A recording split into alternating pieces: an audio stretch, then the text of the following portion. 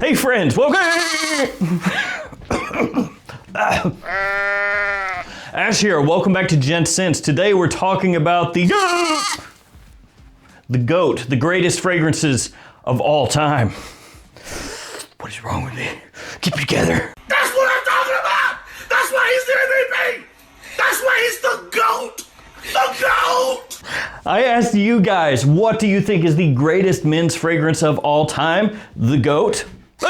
And you have answered, you have delivered the goods. Today we revel in the greatest, the best smells ever. If you disagree with this list, you disagree with yourself. Look in the mirror.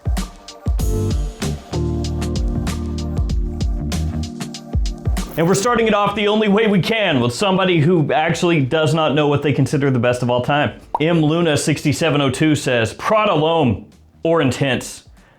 Maybe.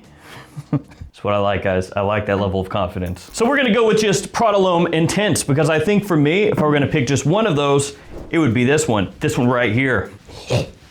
Got him. Ladies and gentlemen, we got him. What can I say? Prada L'Homme Intense, one of the best iris designer fragrances ever. A little bit soapy, slightly powdery, but also classy, sophisticated, sexy, and more masculine than the original L'Homme because it has the additional note of leather. Unfortunately, Prada has pretty much completely forgotten that this exists. It's somehow here on the list of greatest fragrances of all time, but Prada is like, that stuff sucks. Yeah. We don't even like that line anymore. Well, we don't like you, Prada. Well, I'm just playing. We don't hate you. Just don't take it seriously. You guys are fine, I guess. Prada L'Homme Intense, though, truly, if I were gonna pick just one Prada fragrance we're talking about from their mainline men's releases, this could very well be the one. Oh, this stuff rules.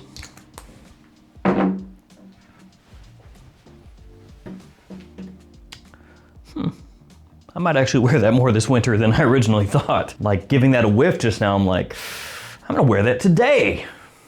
Actually, I will wear that today. Do you know what other fragrance is up for the greatest of all time? None other than Acqua de Jo. The Eau de Toilette, though I also want to say that Parfum and Elixir and Profumo got talked about a good amount as well. But damn it, Randy, that's his name. But Randy sums it up. He says, Acqua de Jo, the original, it changed the game and took colognes in an entirely new direction. And yeah, this was an earth-shaking release when it came out. It was everywhere. Like Dior Sauvage everywhere, like that. Only maybe even more so at the time that this came out. Because you gotta think, nowadays there are way more fragrances out there. People are wearing lots of different things. When Acqua de Jo came out, of course there were other fragrances out there, but not like nowadays. Just look at Acqua de Jo as a fragrance line, right? This one came out and you had a couple flankers over the years. You had a Senza, you had stuff like Blue Edition that came out, but not like now. You get like a new Acqua de Jo every single year nowadays. So when this came out, the market was not as saturated, which means that with how big this was, like I said, it was everywhere. And I gotta say, I still dig the original Acqua de Jo. This stuff works, super versatile, still a compliment puller, and with this little reformulation, restyling that they've done, it's a little more modern smelling as well, compared to the original. Ben Lasky says, Tony Iommi Monkey Special, the greatest of all time. He says that it makes him feel bad. He feels like a badass. Yeah, we're just fragrance, man. I was feeling tough. I got on my Harley. I was riding around, just revving the engine. Yeah, I'm bad. Yeah, you know I'm bad, brother. This is good though. This stuff was really nice. Super strong, powerful, lots of stuff going on. You got booze in here, rum, passion fruit. Like I said, just a lot actually going on when you look at the full note breakdown. Easily will get you noticed. Perfect for fall and winter. Also like the presentation, it's kind of cool. But none of this really compares to the next fragrance. Yes, these are masterpieces in their own realm. Ooh, fantastic, nice, ugh, hand gestures. But can they truly compare to this? Of course not. It's not even a competition. It's not even fair. This is like Brock Lesnar showing up to your child's elementary school wrestling meet and going all out. Little Timmy, the third grader, getting suplexed into the friggin' mantle of the earth. And then Drakkar Noir, aka Brock Lesnar, just stands over top of them, flexing. No, not Timmy, he's my only son. I know a couple of you out there are like, nah, you just worked in Drakkar Noir yourself. I did not. There were multiple people who said Drakkar Noir, and they know what they're talking about, so had to include it, you know? MD Dwarf, for example, says Drakkar Noir, first real fragrance that they owned outside of a splash of Brut or Old Spice. He says, in many ways, this has proven to be timeless, and that he still pulls compliments wearing it, which of course you do. If I hadn't already dedicated myself to wearing Prada L'Homme Intense today, I would wear Drakkar Noir. A classic fougere fragrance, super masculine, and it still works, according to the people who picked this one, which was not me, it was other people. Legitimately though, I love Drakkar Noir. This stuff is dirt cheap. You can find it at discounters for next to nothing. All you young guys out there, buy Drakkar Noir, bring it back. Everybody else out there wearing the super sweet fragrances, you don't follow the trends, you wear Drakkar Noir. So when they're like, oh, I got on my Le Mans Elixir, and I got on the Guy La Roche. Next one is from Angel Ferrer, who picks Bleu de Chanel Parfum. Absolute perfection, they say, the only fragrance you will ever need. To be fair, if you're looking for something fresher, this may not work as well like middle of summer. It is more of like a fall, winter, early spring scent profile for me. But Bleu de Chanel Parfum is one of the absolute best blue fragrances ever made, especially if you're looking for something that has that classiness to it all the way through opening and to dry down. In typical Bleu de Chanel fashion, extremely appealing, big compliment puller, very easy to wear. And also in typical Chanel fashion, pretty expensive for a designer. It is great though, Bleu de Chanel Parfum, top-notch stuff. Should say that the Eau de Parfum also was mentioned. The next one is a classy masterpiece. It's one that I absolutely agree with. It should be on this list. It is that good. Before we jump into that one though, if you were on TikTok, follow me at Gents. I have commanded it. You don't have to if you don't want to, but if you do, then do. And also here are codes that you can use across a bunch of websites. JOMASHOP, Fragflex, the Perfume Box, Gift Express, here they are. Use these codes, save yourself some money. The next scent comes to us from Scott Reed, who says, Green Irish Tweed. So classy and timeless, he says. And for sure, it is. Now I should say that Cool Water by Davidoff was also mentioned, and Cool Water is quite similar to Green Irish Tweed. Same perfumer did both of them. Basically, he made Green Irish Tweed, and then a few years later, he was like, well, I'm gonna do that again, except more affordable.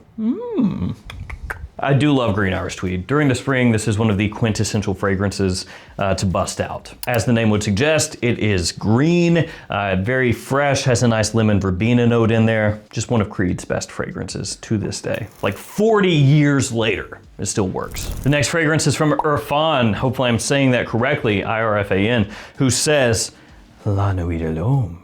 He says, this has to be the greatest fragrance ever made.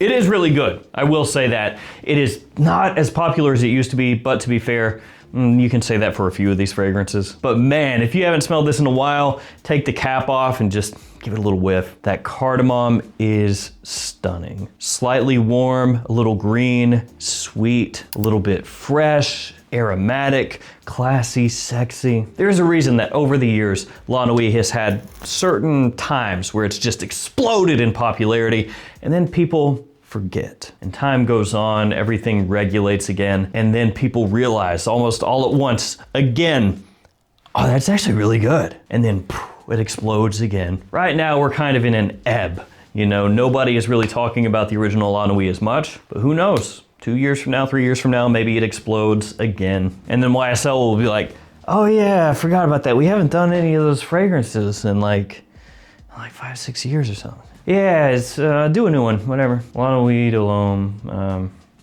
I don't know.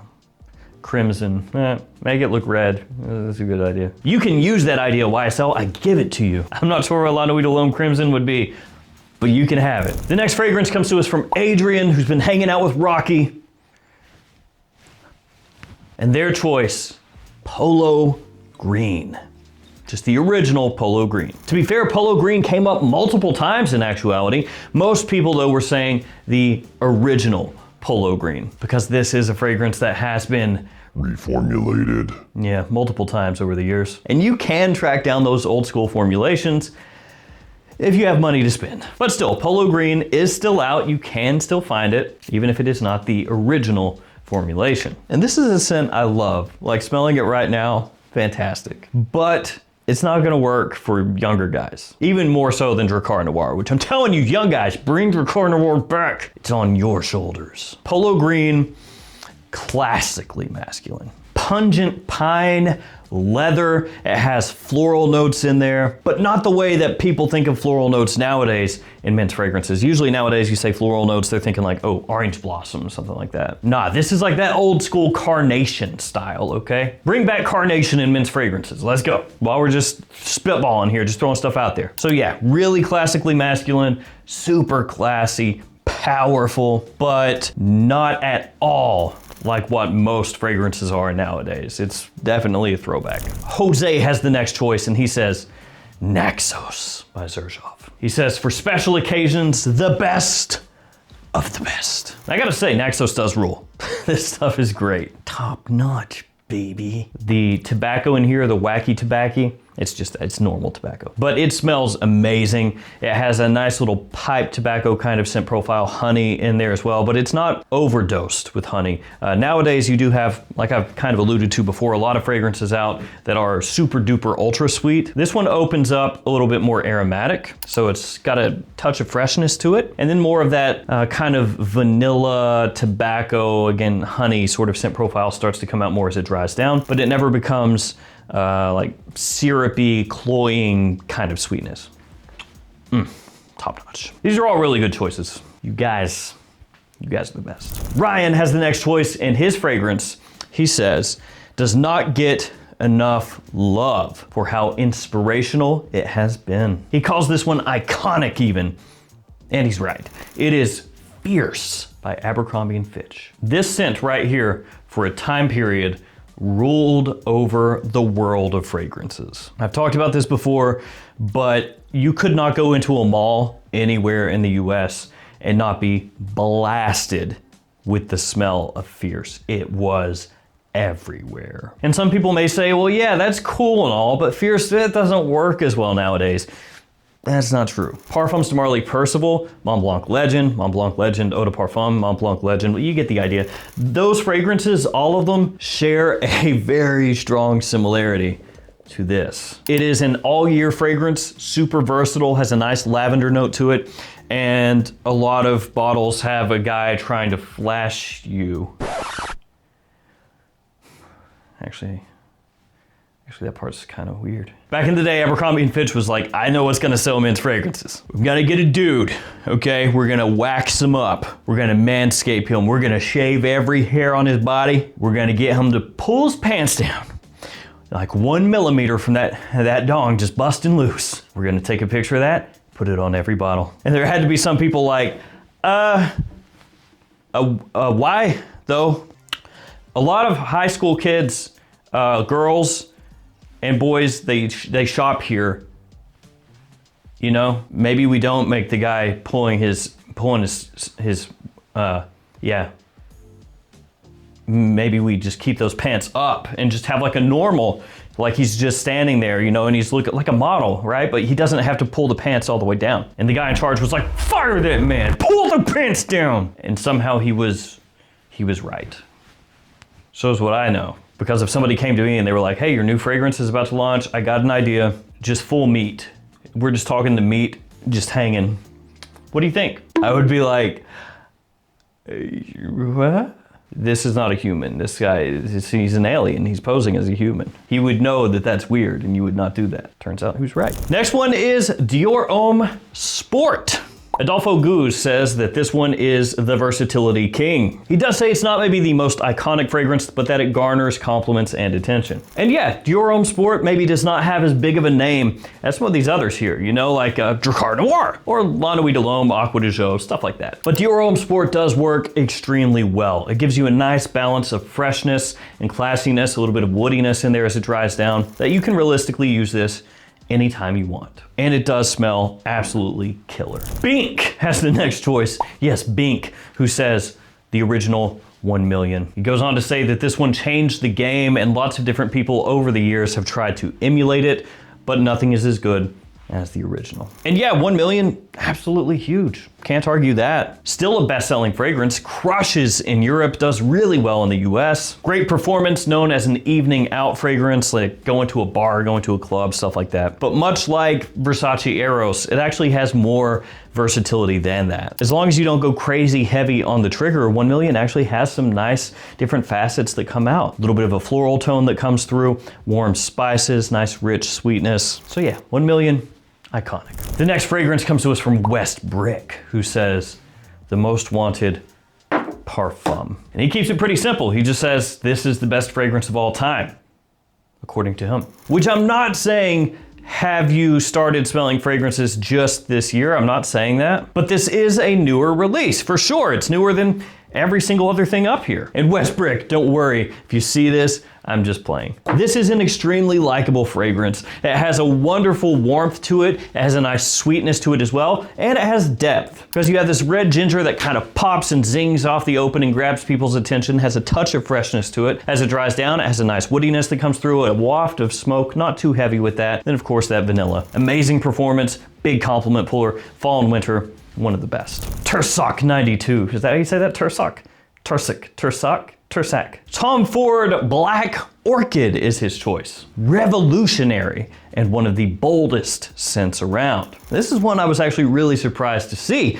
Black Orchid, for those who just got into fragrances in the past year or two, which if you have, welcome, but Black Orchid at one point in time was very heralded, hyped. Technically, it was marketed as a women's fragrance, but lots of guys have worn Black Orchid over the years. Of course, there are floral notes in here. There's also dark chocolate. There is truffle. It's bold, it's dark, it's unapologetic. It will not work for everybody. Okay, out of everything here, I would say this is the least blind buy safe. But as far as being a unique fragrance that does its own thing, that carved its own path, absolutely. And the last fragrance, which is the one that got the most mentions, the most upvotes, Le Male de Parfum. And this one came to us from Lestat. So a vampire chose this one, which is cool. Vampires gotta smell good, you know? They've been around for a long time, constantly got blood around and stuff. So they gotta have something to, you know, cover up some of that funk, you know, get something good smelling going on. Because they got class, right? Unless it's like 30 Days of Night. Those are different vampires.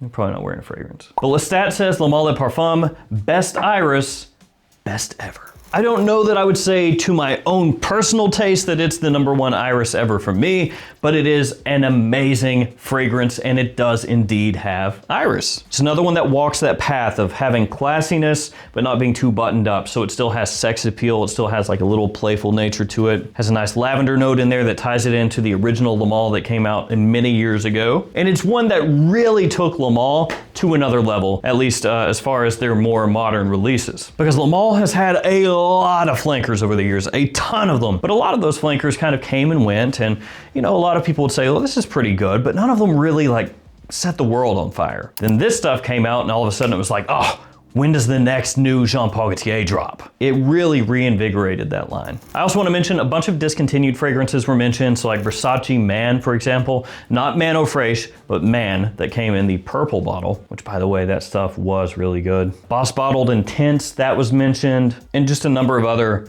discontinued fragrances, which a lot of those I love. Obviously, I collect a lot of them. Imagination from Louis Vuitton was mentioned. Terre d'Hermès was mentioned. Fahrenheit by Dior. The original Dior Homme Parfum. So just a ton of fragrances mentioned. Again, all of these are on the post tab of the YouTube channel if you want to go check out other people's answers. I want to thank everybody that took part in this. Thank you guys so much for staying till the end. Stay safe out there. Take care of yourselves, and I'll see you tomorrow with another fragrance video. See you guys.